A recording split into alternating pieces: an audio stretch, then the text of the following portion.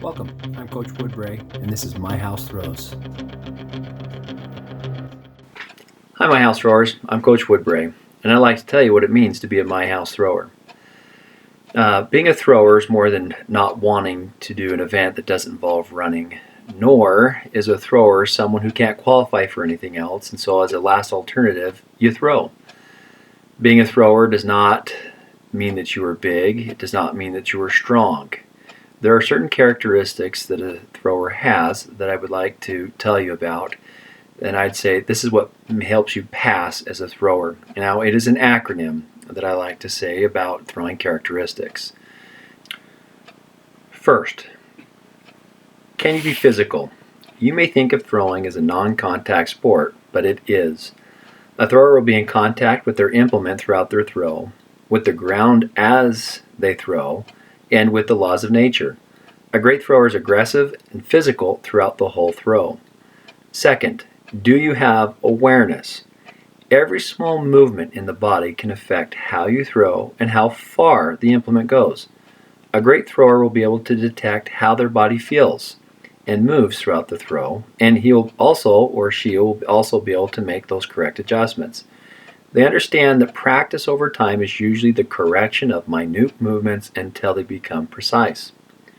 Third, can you simmer? Or in other words, can you calm the mind? The best throwers can stay loose and relaxed throughout their throw by staying calm no matter what the situation is.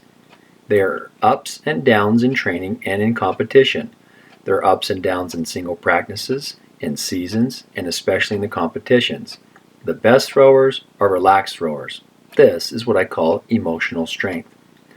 Fourth, you can stay single-minded, or otherwise focused. Great throwers are finishers. They finish what they started. They have great focus.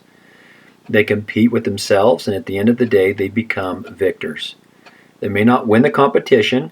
They may not throw the furthest throughout the season, but they have beaten the obstacles that they have faced, whether that's a previous distance, whether it's an injury, whether it's a trial that's seen or unseen, but they focused and they did what they set out to do. They came to compete and to become a better thrower. Now that you have the pass, now what does the phrase "my house" mean? Here is the parable I like to call the parable of the wealthy man and the carpenter. Once there was a wealthy man who wanted to do good. One day as he looked out upon the village, he noticed a little run-down cottage which a poor yet skilled carpenter lived with his large family.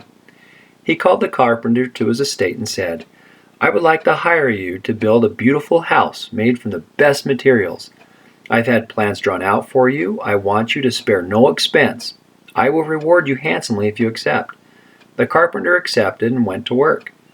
The poor carpenter had made a mistake while pouring the foundation by putting too much sand in the mix, thus making the foundation a bit weaker. He considered ripping it out and starting over, but as the wealthy man came to see the progress, the wealthy man said, "It looks so good and strong. Thank you for your hard work and dedication." The carpenter noticed that the wealthy man could not see the difference, so he left it the way it was. The carpenter realized that he could charge the wealthy man for the best materials, yet he could get away with the cheap, poor quality materials. Later during the building stage, the carpenter went to see how much he could get away with. The carpenter spaced the boards a little further apart and used less wiring than the plans instructed. The wealthy man came to see the progress and said, "The walls look good and sturdy. Thank you for your hard work and dedication." The carpenter realized that the wealthy man would not know the difference if he took shortcuts in the building process, and he would still be paid in full for his efforts and the best materials. The finished product looked beautiful from the outside. All of the shortcuts and poor materials were hidden from view by paint and the exterior finishings. The wealthy man came to see the house for the final time, and as he looked it over, he said, "It looks so good and beautiful. Thank you.